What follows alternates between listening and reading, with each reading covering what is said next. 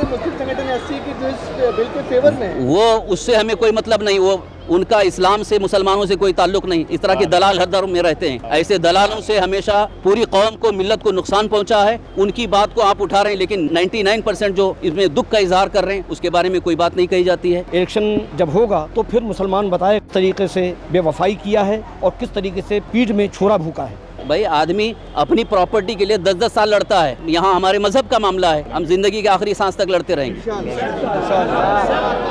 एक तंजीम यूनाइटेडली एक पिटीशन लेकर, एक सीनियर वकील को लेकर सारी की सारी पॉइंट्स एक आदमी के थ्रू आर्ग्यू कराए तो मुझे उम्मीद है कि इसका निकाल जो है वो जल्दी हो सकता है। तो चंद्रबाबू नायडू ने तो समर्थन किया है, जिनको आप सेक्युलर नेता कहते थे। लेकिन कहते थे, पहले कहते थे, अभी नहीं है। इस मामले में वो हट गए। वक्फ संशोधन बिल पर देश की आर्थिक राजधानी कहे जाने वाले मुंबई से मुखालफत की आवाज़ ज़्यादा तेज सुनाई दे रही है। इस्लामी स्कॉलर मुफ्ती सलमान अजहरी के बड़े भाई मुफ्ती जुबैर बरकाती ने भी अपनी बात रखी है। वो मदनपुरा की सुन्नी बड़ी मस्जिद के इमाम हैं। बिल की हिमायत करने वालों पर वो बरसे हैं। उन्होंने कहा है कि ऐसे मुसलमानों की तादाद महज 2% है। उनके लिए मुफ्ती जुबैर बहुत कुछ कह गए हैं। उनकी नज़र में तेलुगु देशम पार्टी TDP के सरबराह चंद्रबाबू नायडू अब सेकुलर नहीं रहे। हृदय अकेडमी मुंबई के बानी मोहम्मद सईद नूरी ने बिल को पीठ में छुरा घोंपने वाला बताया। एडवोकेट रिजवान मर्चेंट बताते हैं कि वक्फ संशोधन बिल संविधान की रूह के खिलाफ है और अब इस मामले में सुप्रीम कोर्ट जाकर हमारी लड़ाई का तरीका क्या होगा। इन तमाम लोगों की तफसीली गुफ्तगू के लिए आपको मुंबई में अपने रिपोर्टर अमजद खान के पास लिए चलते हैं। वक्फ अमेंडमेंट बिल राज्यसभा में पास हो गया और लोकसभा में भी पास हो गया। दोनों ही ऐवानों में बिल पास होने के बाद कहीं ना कहीं मुसलमानों में एक आक्रोश नजर आ रहा है। तमाम लोगों ने काली पट्टी पहनते हुए एहतजाज दर्ज किया। अभी जो पार्लियामेंट में वक्फ अमेंडमेंट जो बिल पास हुआ, सारे मुसलमान उसका विरोध करते हैं, उसको रिजेक्ट करने की बात करते हैं। अगरचे पास हुआ है, लेकिन हम सुप्रीम कोर्ट में उसके ख़िलाफ़ मुकदमा दायर करेंगे और उसके ख़िलाफ़ हम कार्रवाई की मांग करेंगे। बिल को हमने अच्छी तरह से पढ़ा है कि अब मांग नहीं कर सकते, तो क्या ये हमारे हक़ में बेहतर है? तो वक्फ़ की जो प्रॉपर्टीज़ पर जिनका कब्ज़ा है हो चुका है, अब उसमें ये अमेंडमेंट में ये बात कही जा रही है कि अब उसके बारे में आप कुछ भी मांग नहीं कर सकते। तो ये कौन सा कानून है? ये हमारे हक़ में कहाँ बेहतर है? आप बोल रहे हैं अच्छा है। बहुत से मुस्लिम संगठन एससी की जो इस बिल के फेवर में है। वो उससे हमें कोई मतलब नहीं, वो उनका इस्लाम से मुसलमानों से कोई ताल्लुक नहीं। इस तरह के दलाल हर धर्म में रहते हैं। ऐसे दलालों से हमेशा पूरी कौम को, मिल्लत को नुकसान पहुंचा है। उनकी बात को आप उठा रहे हैं, लेकिन 99% जो इसमें दुख का इजहार कर रहे हैं उसके बारे में कोई बात नहीं कही जाती है। लेकिन सरकार का कहना है कि इसके बोर्ड के जरिए जो अवैध तरीके से ज़मीन कब्जे किए गए हैं उनको भी खाली कराने की जिम्मेदारी सरकार लेगी, और जो ज़रूरतमंद है, पसमानदा हों, गरीब हों, जो बेवाएं औरतें हैं जिनको ये अमेंडमेंट में ये बात नहीं है। अमेंडमेंट आपने पढ़ा है? कहाँ पढ़ा है आपने? बताइए। सरकार का तो यही कहना है, लेकिन अमेंडमेंट में क्या है? गृह मंत्री कह रहे जो हैं 10 अमेंडमेंट हुए हैं, वो जो बदला हुआ वो आप बताओ ना, उसमें कहाँ है? लेकिन इससे ये बताइए कि आप बोले सुप्रीम कोर्ट में आप चैलेंज करोगे, जब ये दोनों संसद सभा में जब पास हो जाएगा तो आपको लंबी लड़ाई लड़नी पड़ेगी। आपको नहीं लगता उससे लंबी लड़ाई? भाई आदमी अपनी प्रॉपर्टी के लिए 10-10 साल लड़ता है, और यहाँ हमारे मजहब का मामला है, हम जिंदगी के आखिरी सांस तक लड़ते रहेंगे।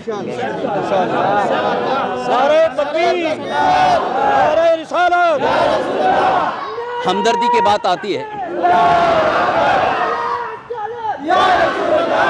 देखिए, हमदर्दी अगर है हुकूमत को, गवर्नमेंट को, तो फिर मुसलमानों को भी दूसरे जो कम्युनिटी के उसमें ट्रस्ट बनाना चाहिए, ट्रस्ट में शामिल करना चाहिए। क्यों नहीं करते? हमने कभी आपसे कहा है कि मंदिर में हमको ट्रस्टी बनाओ, चर्च में हमको ट्रस्टी बनाओ? कभी हमने नहीं कहा, लेकिन हमारे इसमें क्यों इंटरफेयर हो रहा है? सर मैं क्या बोल रहा हूँ, सरकार ये दोनों सदनों में सर रात में वो मेजॉरिटी का हमसे कोई मतलब नहीं है। हमारे इस्लाम में इसकी इजाज़त नहीं है। सर दोनों सदनों में जब बिल पास होता है तो रात में पास होता है। अरे भैया, बिल पास किया गया, ज़बरदस्ती पास किया गया, उससे क्या मतलब? कुछ भी करेंगे। वोटिंग जो है सुबह भी वोटिंग में जो लोग थे वो सेकुलर नहीं रह गए। अभी सेकुलर लोगों ने अभी तक उसका विरोध किया है। नीतीश कुमार तो चंद्रबाबू नायडू ने तो समर्थन किया है, जिनको आप सेकुलर नेता कहते थे। लेकिन कहते थे, पहले कहते थे, अभी नहीं है। इस मामले में वो हट गए। राज्य में भी क्या मैसेज देना चाहोगे, क्योंकि इसको लेकर लोगों में नाराजगी है? नाराजगी तो है। क्या मैसेज देना चाहोगे कि लॉ एंड ऑर्डर डिस्टर्ब ना हो? लॉ एंड ऑर्डर के लिए तो हम ये कहते हैं कि तोड़ फोड़ या ऐसा कोई आंदोलन हम नहीं चाहते कि जिसकी वजह से प्रॉपर्टी को नुकसान हो, किसी कम्युनिटी को नुकसान हो। हम ये कभी नहीं कहते, लेकिन हमारे हक की लड़ाई हम कानून के दायरे में रह करके लड़ेंगे। आज का सवाल आज बिल के अंदर है कि 5 साल मुसलमान होना अनिवार्य है, अगर कोई वक्त करता है तो बिल के अंदर ये भी अमल। वो यानी जो 5 साल अभी 5 साल से पहले जो मुसलमान हुआ है, इस्लाम कबूल किया है, वो वक्फ नहीं कर सकता, ये उन्होंने बिल बनाया है। इसके बाद आप कैसे इसको चैलेंज करोगे और कैसे आप आगे इसको क्या? वो तो हमारे जो टीमें हैं, वो जो वकीलों की टीम है, वो उसके बारे में हम डिसाइड करेंगे। कांग्रेस की तरफ से सुप्रीम कोर्ट में जाने की तैयारी हो रही है, तो क्या आप लोग उनसे भी संपर्क करेंगे? उनको भाई किसी पार्टी से हमको कोई उतना भरोसा भी नहीं है, हम अपने हिसाब से करेंगे। सर, राज्य के कई मंत्री जो हैं वो बार बार हिंदुत्ववादी चेहरा लेकर आगे बढ़ रहे हैं, उनको क्या आप सलाह दोगे? क्योंकि वो मंत्री पद पर है, एक मंत्री देखो, हिंदुत्व वो अपनी जगह उनका अपना ये है, उस मज़हब में हम कोई छेड़छाड़ नहीं, लेकिन कानून ऐसा होना चाहिए जिसमें सबका फ़ायदा हो, हर कम्युनिटी का फ़ायदा हो, तो ये इंसाफ की बात होती है। सबका साथ सबका विकास का मतलब क्या है कि सबका साथ सबका विकास है, तो फिर खालिस हिंदुत्व को हमारे ऊपर आप लादने की कोशिश करेंगे तो ये हमें कबूल नहीं है। एक साइड पे नरेंद्र मोदी सौगात है, मोदी करे और एक बार ये बिल पास कर रहे, तो आप कैसे देखते हो इसको? ये तो सरासर नाइंसाफ़ी है। ये अमेंडमेंट बिल को लेकर जो है रजा कैबिनेट का स्टेटमेंट जारी हुआ था, उसमें कहा गया था कि अगर नीतीश कुमार और चंद्रबाबू नायडू इस बिल के खिलाफ नहीं करेंगे तो सबक सिखाया जाएगा। सबक सिखाने का मतलब क्या हुआ? रजा अकेडमी के सरबराह मौजूद हैं, आप सबक जो है उसका यही मतलब है कि इलेक्शन जब होगा तो फिर मुसलमान बताए किस तरीके से बेवफाई किया है और किस तरीके से पीठ में छोरा भूका है। ये जमहूरियत यहाँ पर इसी किस्म का इंतकाम लिया जा सकता है। किस टाइप का एक्शन आप किस तरफ इशारा करें? क्योंकि आप बोले कि सबक सिखाया जाएगा, मतलब यही है कि इलेक्शन जब आएगा तो लोग उनको वोट नहीं देंगे और उसको बेदखल करेंगे। जो कुछ भी होगा उसमें यही होगा। वहाँ के मुसलमान जो है, जो लोग इस मसले में हमारे साथ हैं हम उनका साथ देंगे, जो इस मसले में हमारे साथ नहीं हम उसका साथ नहीं देंगे। आप लोग कोई फतवा जारी करेंगे कि बिहार में मुसलमान वोट? देखिए, ये मसाइल जो है उलमा दानिश्वर ये सब बैठकर तय करते हैं। इसमें फतवा देना और ये शरई मामलात जो हैं वो शरई मामलात में रहते हैं। सियासी मामलात को सियासी तौर पर हल किया जाता है। तो हज़रत मौलाना मुफ्ती ज़ुबैर साहब बरकाती, खतीब व इमाम सुन्नी बड़ी मस्जिद व सदर ऑल इंडिया सुन्नी जमीयतुल उलमा बम्बई ने ये फरमाया है कि हम सड़क से लेकर और ऐवान तक और ऐवान से लेकर सुप्रीम कोर्ट तक इस जंग को लड़ेंगे और इंशाअल्लाह अल्लाह ताला इसके अंदर हमको फतेह और नुसरत अता फरमाएगा। जिस तरीके से गवर्नमेंट को और कानून वापस लेना पड़ा है, किसान कानून किसानों के लिए हुआ और नहीं मालूम कितने हुआ, इंशाअल्लाह ताला ये कानून भी हुकूमत को वापस लेने पर हम मजबूर करेंगे। रिजवान मर्चेंट जी जो एडवोकेट भी है, मुंबई के बड़े लॉयर हैं, उन्हीं से बात करते हैं। सर, ये बताइए, जेपीसी की जब मांग उठी थी, आप जेपीसी के अंदर गए भी थे, ड्राफ्ट भी बना के दिया, क्या चीज़ें थी और आपको क्या कमी लग रही थी उसमें? भाई वैसे तो पूरे बिल को हमने अटैक किया था और बहुत सारी सिफारिशें भी की थी कि कौन सी चीज़ की अमेंडमेंट ज़रूरी है। इंक्रोचमेंट्स के ऊपर भी डिस्कशन हुआ था, पॉइंट ऑफ लिमिटेशन को भी डिस्कस हुआ था, एडमिनिस्ट्रेटर को निकाल कर कलेक्टर को इंट्रोड्यूस करने के पॉइंट भी डिस्कस हुआ था। ये सारी की सारी पॉइंट जो है जेपीसी के अंदर कंसिडर होने के बावजूद भी अब कानून जब बन चुका है तो पुरानी बातों के ऊपर भी रोके कुछ फ़ायदा है नहीं। अब ओनली ऑप्शन अवेलेबल है कि जो ये कानून बना है उसकी कॉन्स्टिट्यूशनल वैलिडिटी को चैलेंज करना बहुत ज़रूरी है, क्योंकि एक पर्टिकुलर कॉमन पॉइंट जो हम सब ने सारी की सारी तंजीमों ने रेज़ की थी कि ये जो जेपीसी का अमेंडमेंट जो इंट्रोड्यूस करना चाहते हैं लोग, ये आर्टिकल 26 के उल्लंघन में है। आर्टिकल 26 हर एक कम्युनिटी को अपना खुद का जो रिलीजियस अफेयर है उसके ऊपर डिसीजन लेने की फ्रीडम देती है और गवर्नमेंट को उस फ्रीडम के अंदर इंटरफेयर करने का कोई हक नहीं है। मुझे सिर्फ उम्मीद ही नहीं, मेरे को पूरा यकीन है, क्योंकि मैं इस लीगल फ्रेटर्निटी का एक हिस्सा 40 साल तक रह चुका हूँ।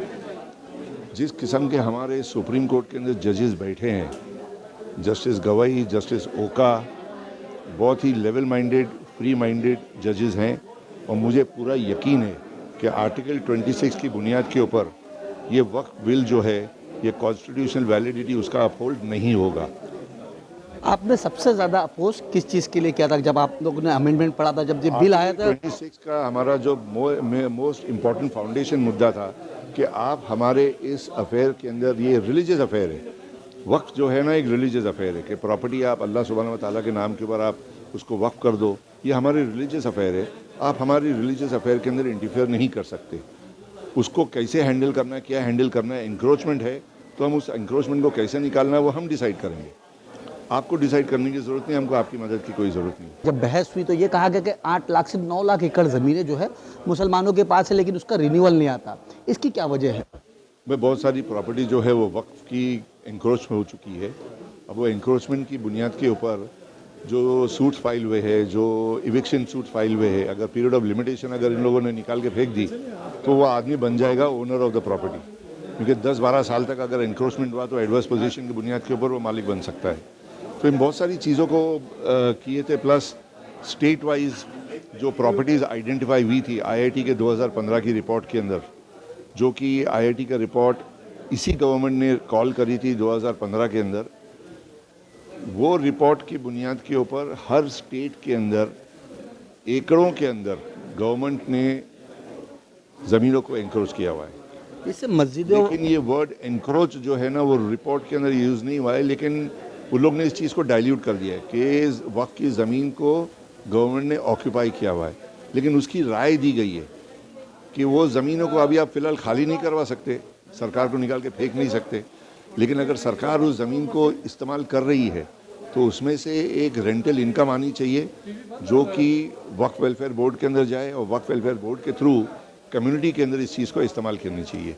इस चीज़ के ऊपर अमेंडमेंट के अंदर कुछ नहीं था, इस चीज़ के अंदर फाइनल एक्ट के अंदर भी कुछ नहीं है। एक मस्जिद और दरगाह जो खानकाएँ हैं उसको लेके क्या कहेंगे? आने वाले वक्त के अंदर क्या उनके ऊपर भी खतरा मंडरा रहा है? देखिए अभी क्या है कि जहाँ पर ओपन ज़मीन इनको दिखेगी उस चीज़ को इन लोग अपने एक्ट के दायरे में लेकर आने की कोशिश करेंगे। वक्त बाई यूज़र को इन लोग ने पूरे ख़त्म कर डाले हैं। अब धीरे धीरे जैसे जैसे एक्ट इस्तेमाल किया जाएगा आपको पता चलेगा कि कहाँ कहाँ पर वो आपको हर्ट करता है, तो आपको इन सब चीज़ों के लिए इंतज़ार करने की ज़रूरत नहीं है। मेरी सिर्फ एक एक्सपेक्टेशन है कि जितनी भी तंजीमें हैं, जितने भी लोग हैं जो अगर कॉन्स्टिट्यूशन वैलिडिटी चैलेंज करना चाहते हैं तो उनको यूनाइटेडली चैलेंज करनी चाहिए। नहीं तो होगा क्या कि 25 आदमी 25 पिटीशन फाइल करेगा, कोर्ट के अंदर 25 वकील खड़े रहेंगे, जजेस बोलेंगे 25 वकीलों को सुनने का हमारे पास वक्त नहीं है, ये मामला कोल्ड स्टोरेज में चला जाएगा, फिर सालों साल तक मामला निकलेगा नहीं और मौका मिल जाएगा कि वक्त का जो नया कानून आया उसको इम्प्लीमेंट कर दे। इम्प्लीमेंट एक बार हो गया ना, जो डैमेज हो गया उसको फिर बाद में अंडू करने के लिए वो एक अलग किस्म की जहद चालू हो जाएगी, जद्दोजहद चालू हो जाएगी। उसके लिए एक सेपरेट पिटीशन आपको फाइल करनी पड़ेगी। तो ये सब होने से पहले एक तंजीम यूनाइटेडली एक पिटीशन लेकर एक सीनियर वकील को लेकर सारी की सारी पॉइंट्स एक आदमी के थ्रू आर्ग्यू कराए तो मुझे उम्मीद है कि इसका निकाल जो है वो जल्दी हो सकता है। आने वाले वक्त में आप लोग इस बिल के खिलाफ और क्या रुख अपनाएंगे? फिलहाल ये बिल तो नहीं, कानून बन चुका है। इसका एक ही ऑप्शन है कि इसकी कॉन्स्टिट्यूशनल वैलिडिटी जो है इसको चैलेंज की जाए और वही करने वाले हैं इंशाल्लाह। हमारे साथ कुछ लोग मौजूदा बात करते हैं तो वह दोनों अवामों में वह अमेंडमेंट बिल पास हो गया है, किस तरीके से मुसलमान सोचता है इसके? मुसलमान देखो सरासर अपोज में शुरू से। उसकी एक मिसाल ये है कि जो मुसलमानों का सबसे बड़ा इस्लामी बोर्ड है, मुस्लिम पर्सनल बोर्ड, जिसकी हर बात मुसलमान मानते हो, जिसमें हर फ़िरक़े के लोग उसमें हैं, उन लोगों ने भी ऐलान किया, फिर भी ये गवर्नमेंट सुन नहीं रही है। इसका मतलब मुसलमान जो है वो फॉलो कर रहे हैं मुस्लिम पर्सनल बोर्ड के, उनकी शरीयत को, और जो भी हमारी शरीयत में दखल देगा वो हम उसके ख़िलाफ़ हो। अगर उसमें सरकारी मुसलमान भी है जो शरीयत में दखल देंगे तो हम उसके ख़िलाफ़ है। तो यहाँ हम जो है वो उसके बिल्कुल निषेध करते हैं और काली बट्टी इसलिए बांधी है कि ये हमारा जो है शांतिपूर्वक एहतजाज है, गवर्नमेंट तक ये बात चली जाना चाहिए। और अब भी वक्त है, अगर गवर्नमेंट मुसलमानों का भला चाहती है, सबका विकास सबका चाहती है, एक साथ रखना हिंदुस्तान भारत में संविधान ने हक दिया है, तो वो ये दखल देना बंद करे और मुसलमानों को उनको जो है वो वक्फ बोर्ड में जो है वो जो आइली कानून जो है वो उनके कानून को हिसाब से उसको रहने दे। वो उनकी सियासी मजबूरियाँ हैं, नीतीश कुमार की भी और चंद्रबाबू नायडू की, और वो दिखाने के लिए उन्होंने मुसलमानों को सपोर्ट करने की बात की, लेकिन वो नतीजा यही था कि वो करने वाले। तो अब मुसलमानों का फ़र्ज़ बनता है, सोचने की बात है कि अब अपने आपस में इत्तेहाद कर लें, इत्तेहाद करके सेकुलर उम्मीदवारों को, सेकुलर लोगों को आगे लाएं और सिर्फ उन पर ही ध्यान दें, और ये सब किसी पार्टी का मामला और किसी पार्टी के जो मामलात हैं वो सब छोड़ दें, उस पर सोचना छोड़ दें। तो चंद्रबाबू नायडू ने क्या किया सामने है, नीतीश कुमार ने क्या सामने किया। अभी बिहार का इलेक्शन आ रहा है, मुसलमानों के लिए एक बड़ा मौका है कि वो एक पैगाम दे दें कि हम क्या चाह रहे हैं और जो हमारे साथ है, क्योंकि मुसलमान इतना तो पावर में है कि वो चाहे जिसे चाहे जिता सकता है, जिसे चाहे हरा सकता है। तो वो काम तो करके दिखा दें मुसलमानों के। बिहार के मुसलमानों से मेरी यही अपील भी है कि सियासी तौर पर बेदारी का सबूत दें और ऐसे लोगों को जो है अब कम करना शुरू करें, उनकी जी हुजूरी कम करना शुरू करें। क्या कहेंगे आप अमेंडमेंट बिल पर? इस बारे में क्या कहना है, जो भी हुआ बहुत ही गलत हुआ है और मुसलमानों के लिए तो हुकूमत कभी भी संजीदा नहीं रही है और कभी मुसलमानों के लिए कभी भी फेवर नहीं किया। लोकसभा और राज्यसभा दोनों बिल पास हो चुका है, लेकिन खैर अभी भी मौका है, सुप्रीम कोर्ट है, इस बिल को स्क्रैप कराने के लिए कोशिश की जाएगी, जो कि कॉन्स्टिट्यूशन का बहुत ही वायलेशन हुआ है। बिल के अंदर आर्टिकल 14, 15, 16, 25 और 29 का काफ़ी वायलेशन है, तो ये बिल प्रॉपर नहीं है और आइन के मुताबिक बिल नहीं बना है। तो खैर इसकी एक लंबी लड़ाई लड़नी पड़ेगी और सुप्रीम कोर्ट में एक किरण की नज़र आ रही है, जो वहाँ पे जाके हम इसकी इंशाल्लाह हमारी इसमें जीत होगी और ये बिल स्क्रैप होगा इंशाल्लाह। लीडर के लिए अमजद खान, मुंबई।